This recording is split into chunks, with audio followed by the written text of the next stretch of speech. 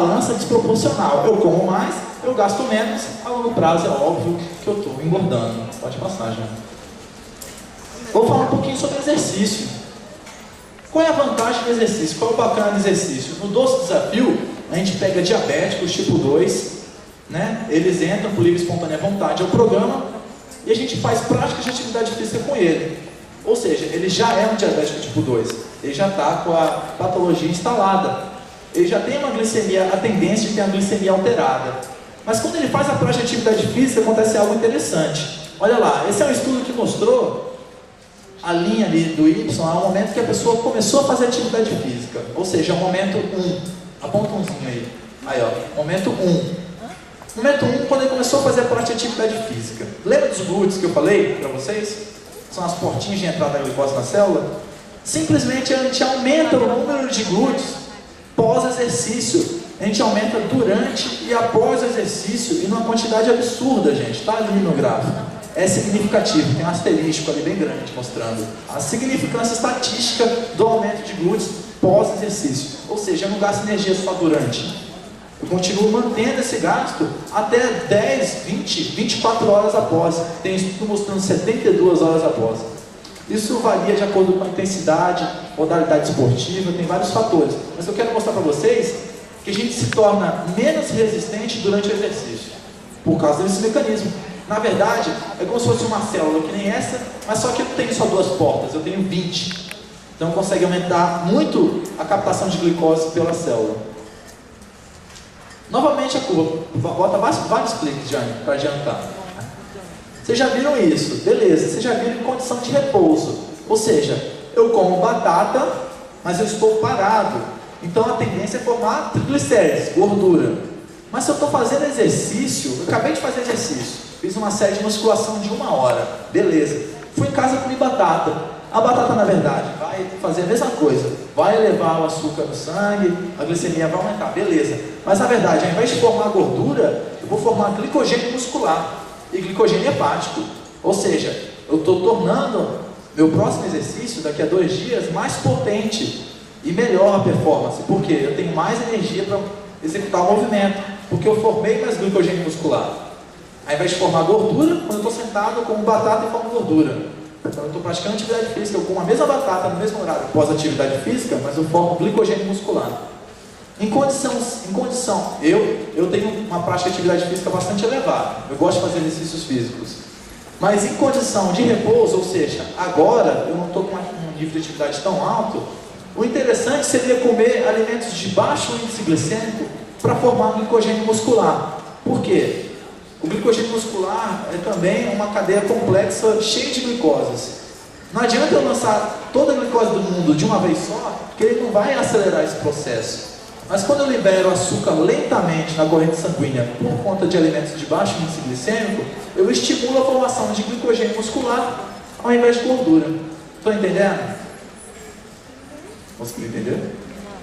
Tem diferença então de consumir alimentos de alto índice glicêmico na condição sedentária e na condição como uma pessoa praticante de atividade física. Pode passar, gente.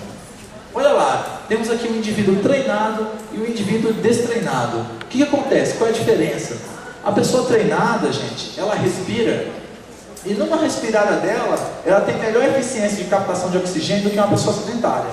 Então se eu pegar uma pessoa sedentária convicta aqui e alguém que é um praticante de atividade física, no que ele dá uma respirada, ele capta mais oxigênio do que a outra. O que acontece? Ele consegue queimar mais gordura e também mais açúcar, se comparado no treinado. O não treinado, basicamente, ele gasta açúcar durante a atividade. Qual é o problema? Quando ele é diabético, ele está mais exposto a hipoglicemias, ou seja, baixas de glicose. Por quê? Eu aumentei muito o consumo de glicose, então após o exercício a pessoa tem um risco aumentado de hipoglicemia. Mas isso quando é não treinado. Se eu pego o mesmo diabético e ele vai evoluindo no treino, então ele entrou no programa Doce Desafio e vai fazendo a prática de atividade física. No primeiro mês ele é um diabético sedentário. Aí daqui a 6 meses ele é outro diabético. Por quê? Ele é um diabético treinado. Tem um metabolismo diferenciado. O que acontece? Naquele quadro redondinho ali, é como se fosse uma corrente sanguínea repleta de glicose. E a célula, aquele triângulo, está com 2 glicoses só, ou seja, a minha célula está passando fome. É isso que acontece na resistência à insulina, né? E é o perigo de atividade física quando feito de modo incorreto. Pode passar, já. Quando está alimentado, então, só revisando, eu aumento a glicemia, meu pâncreas percebe essa condição, eu vou quebrar a insulina, né? Vou tornar ela ativa e lançar nos tecidos. Ele vai estimular a formação de glicogênio muscular, formação de proteínas também. Se for feito de modo incorreto, dependendo do alimento, pode formar muito triglicerídeos lá no tecido adiposo e aumenta também a glicogênio muscular.